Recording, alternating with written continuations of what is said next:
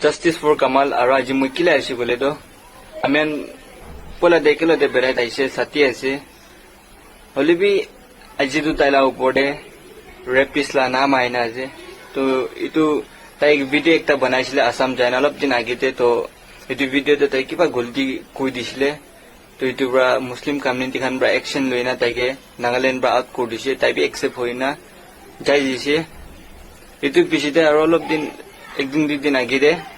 দু ৰেপিছ খান নতে তাইলা photo B তাতে add corona হালি দিয়া দো এটা তো সব মানুহ তাইকে ৰেপিছ কোৱা আছে যে ইটো চাবি ৰেপিছ খান নতে তাইলা ফটো হালি না থাকা দো তাইলা ফটো ডাঙৰ কৰনা হালি না আছে আৰু তো ৰেপিছ খানলা ফটো তো ছোট ছোট কৰনা হালি না আছে চাবি আপনিয়ান